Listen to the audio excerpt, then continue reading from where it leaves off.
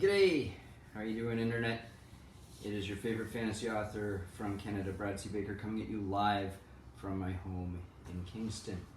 Now, as you can see behind me, I have the illustrious, the amazing, the long-awaited Far Cry 6. I just picked up the regular pack. Not worried about the bells and whistles. My first impressions, I will be getting the season pass. This looks off the hook. The graphics are what you expect from Far Cry. Ubisoft continuously puts out beautiful environments, title in and title out.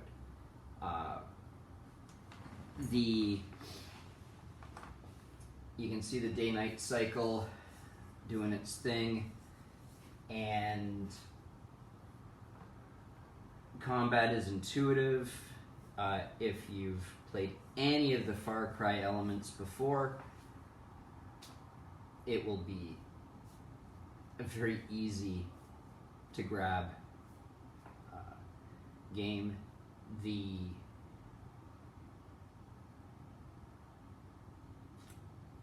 map is massive. The one itty-bitty corner that you start out feels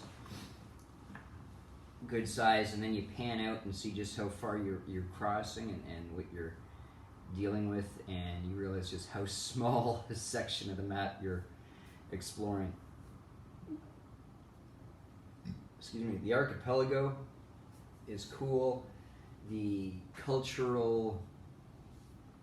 Latin culture integration is seamless, and I love the fact that you're a Latin cultured native of this island, so you really truly feel immersed, and you very quickly get a strong empathy with the male or female Danny, whichever you prefer to run with. Danny Rojo is your protagonist that you control. You've got the map. This one here is sort of where you start out, and this is the whole rest of the gig, and that's as far out as it'll expand, so it can get pretty tight. You have checkpoints to take down, strongholds, loot boxes and stuff to find, puzzle loot boxes, which is a nice touch. So you have to pay attention to your environment. And combat isn't too bad. Some reviewers have been complaining about the bullet sponge enemies. They do feel like they sponge a bit, a little bit. I think they fixed the head hit though for the most part, unless they're wearing body armor and you don't have AP rounds. In which case, oh well. You get your 3 main weapons right off the bat, so unlike other Far Cry where you've had to add a weapon, and buy the perks to add these extra weapons, you start out being able to tote 3 weapons and a sidearm. So you are never out of options. Fishing is back, which I appreciate. The amigos are back. So you've got your arsenal. You don't have a perk tree. You have your friends, and they are upgradable. Here we go, details. So I've already unlocked 2 of Guapo's 3 upgrades, and that's very early on. An alligator named Pretty or Handsome is very cool. So,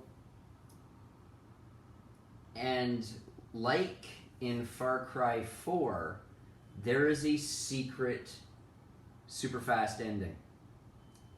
And so even for experienced Far Cry players that may not have found the secret ending in Far Cry 4, where the villain says, hey, you know what, you just stay here, enjoy the dim sum, it's great, I'll be right back, and he leaves, And if you just sit there inactive for 2 minutes, he will return and say, "Wow, I'm glad you enjoyed the dim sum. What did I tell you? It's out. Let's go tear this place up." And the story ends because you pick a side. Well, in here, we did our first bit to join this guerrilla unit to get them back to their little archipelago, their secret base, because we wanted a boat to get the hell out of this war-torn area, and we wanted to, go to the States and immigrate. So they have given us a boat.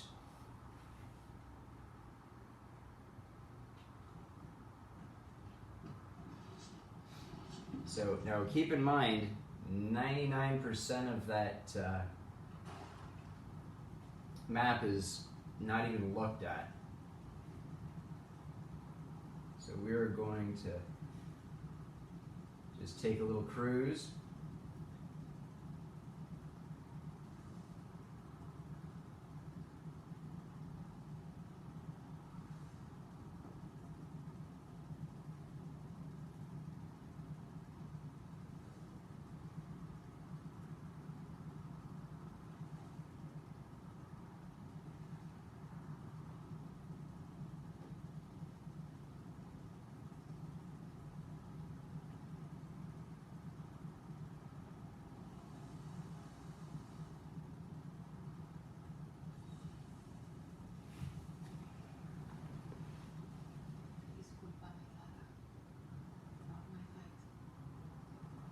So I don't know if you can hear, but she says, "This is not my fight, Clara."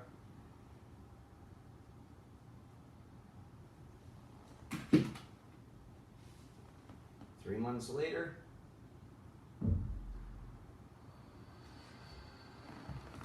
Despite the tragedy, the company promises that its secretive new resort park will soon be open to the public. In other news, war has ended in Europe. President Anton Castillo announced that Clara Garcia, the leader of the terrorist group Libertad, was killed by his special forces. And as the pandemic tightens its grip on the globe, the federal government may impose another nationwide lockdown. But first, how about something a little more upbeat? And Miami Sound Machine comes in, and you get awarded the Hidden in Plain Sight trophy. And roll credits. So I just thought that anybody who's already got the Far Cry 6 might be interested if they haven't taken a gamble. And then you just go back and you resume game, and it will take you right back to where you left. Oh. Qué venga. I bet this fucking boat will sink halfway to Miami. And essentially it just takes you right back to where you were when you got the trophy. So it's a beautiful game. It is absolutely stunning. The scenery, the texturing, nothing but good things to say. Puppy, hug. Come on, up.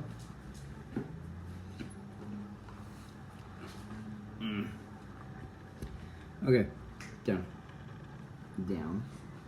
Good boy. So yeah, the combat's good. It's intuitive. The stealth mechanics are good as always. The economy is a little slighted for favor of the player, although I'm finding some of the ingredients, you do a lot of crafting in this, and some of the ingredients are extremely hard to come by that I don't think should be as hard to come by, but I've yet to really explore that. You got lots of legendary weapons, so I suspect if you don't like to craft or don't want to craft, you just hunt down your legendary weapons and go to town. So if anybody's got any comments or opinions, or if they found this helpful at all, feel free to give me a holler. You're going to probably at least have about a good 100 hours with this title, so it's very much worth the price of admission. And the season pass, I have a strong suspicion is going to be just as good as the core game. Well, that's it. That's me, Brad C. Baker. Check me out on Amazon. Boom. Me out.